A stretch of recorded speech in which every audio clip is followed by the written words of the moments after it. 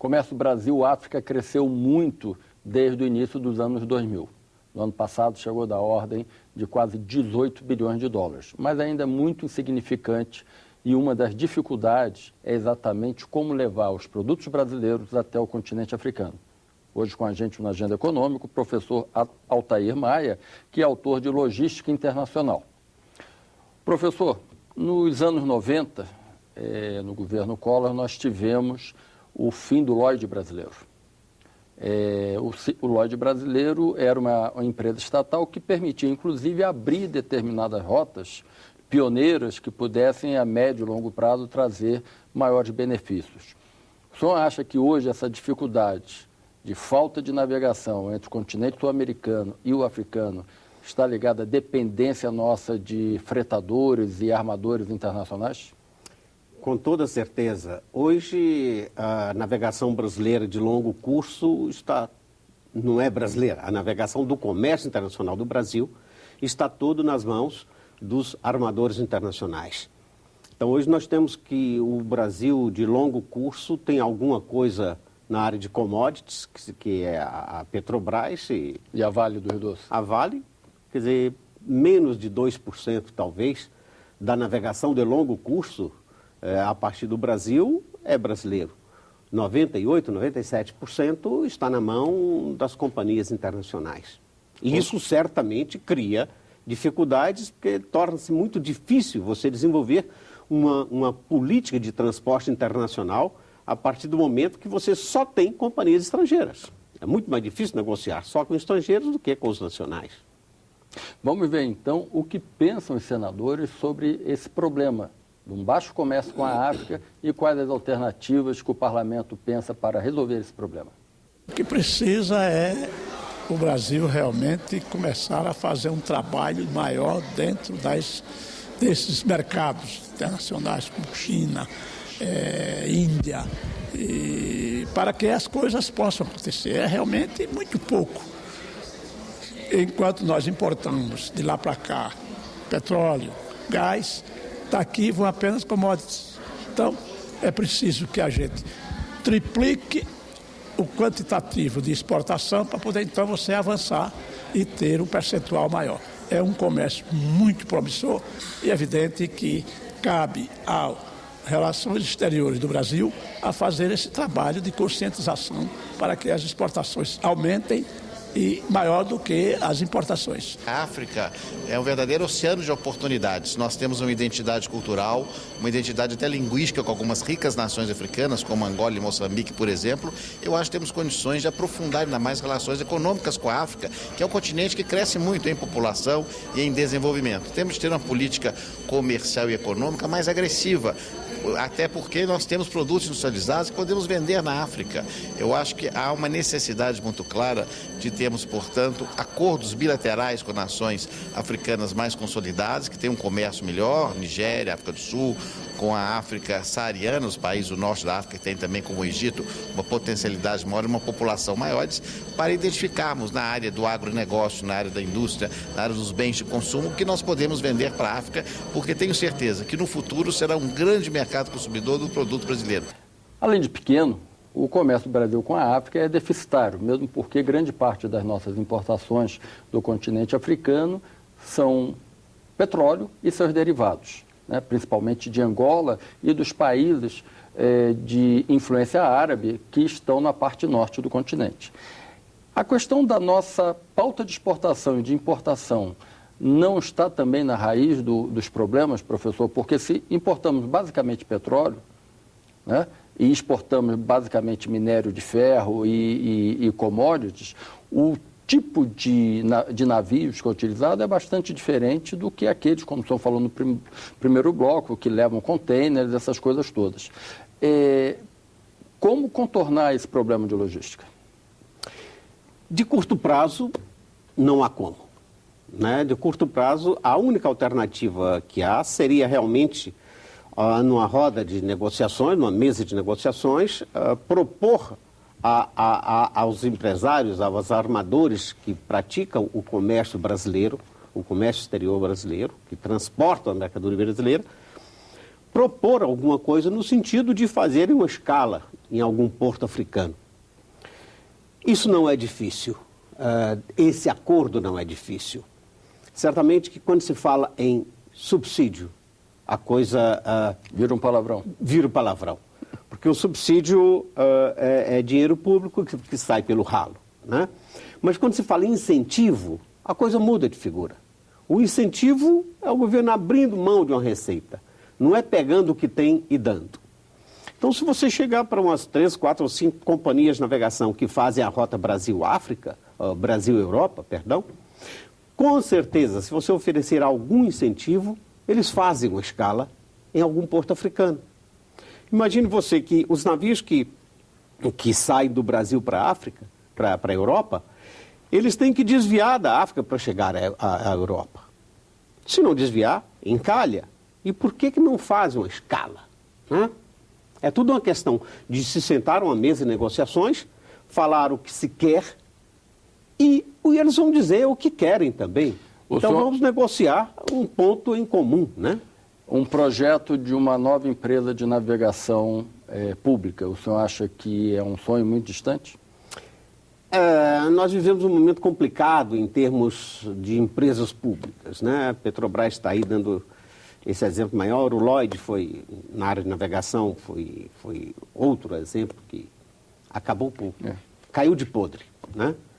Eu acho muito difícil, eu acho que é muito distante. Seria muito mais fácil, mais prático e mais dentro da economia de mercado você incentivar grupos nacionais a desenvolverem a navegação de longo curso brasileiro. Agora, o problema não é só navegação, nós temos deficiência também em ligações aéreas. Sim. Hoje nós não temos nenhuma companhia brasileira voando para a África. Hoje nós temos 3 Angola, ou 4... África do Sul e Air Marrocos fazendo...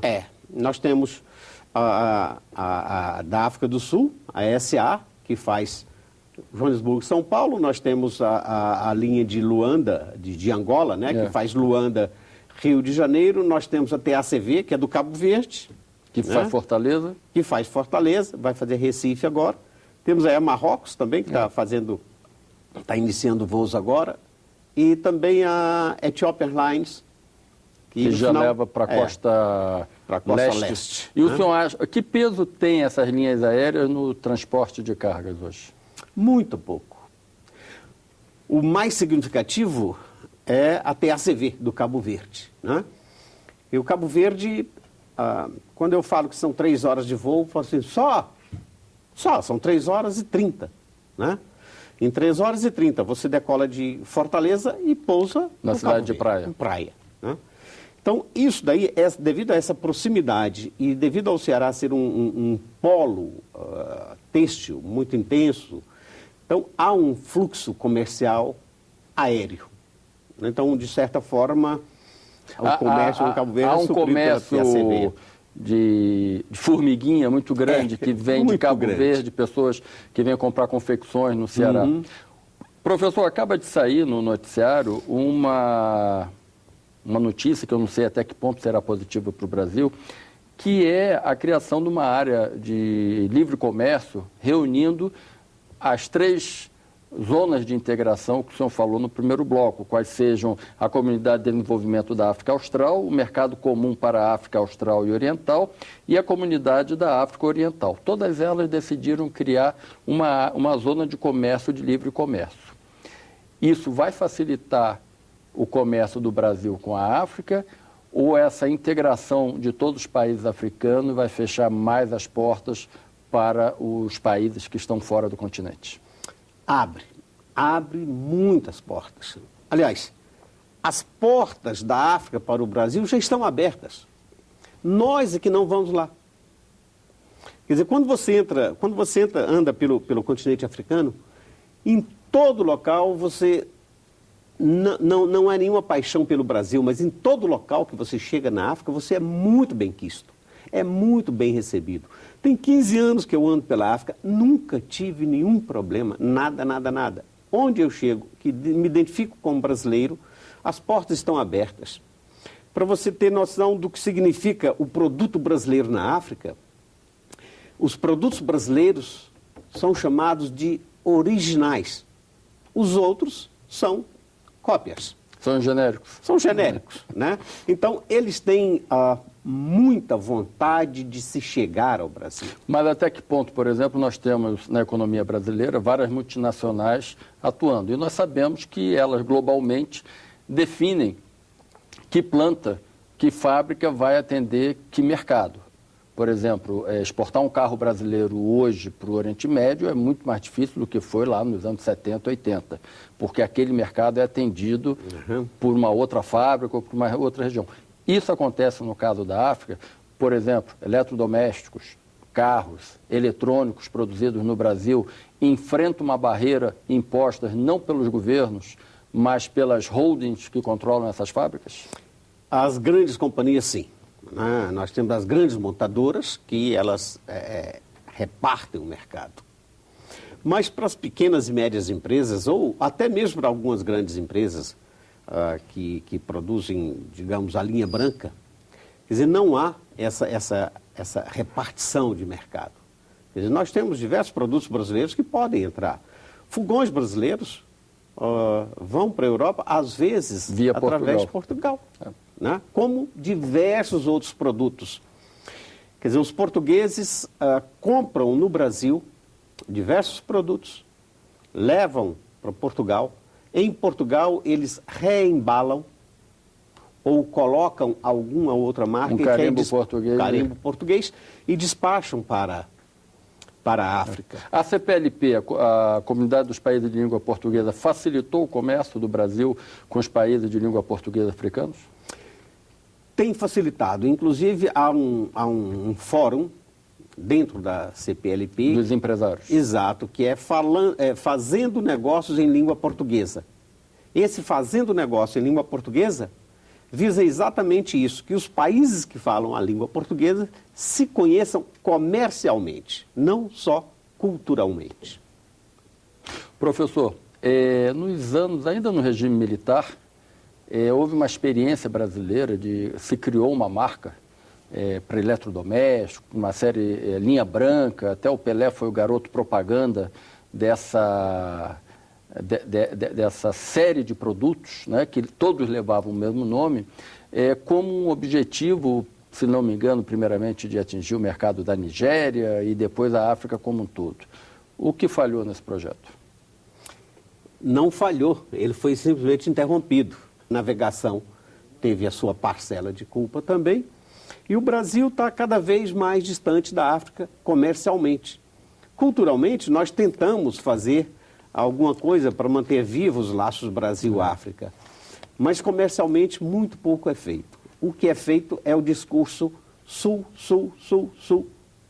E de discurso, se os africanos já estão cheios, imagine nós. Professor, muito obrigado pela sua presença aqui no Agenda Econômica. Esse foi o professor Altair Maia, autor de Logística Internacional, debatendo com a gente as dificuldades do comércio Brasil-África. Se você quiser comentar essa entrevista, telefone, a ligação é gratuita, 0800 61 2211. Ou, se preferir, entre na nossa página na internet, www.senado.leg.br/TV. Lá você vai poder rever essa entrevista. Até um próximo encontro.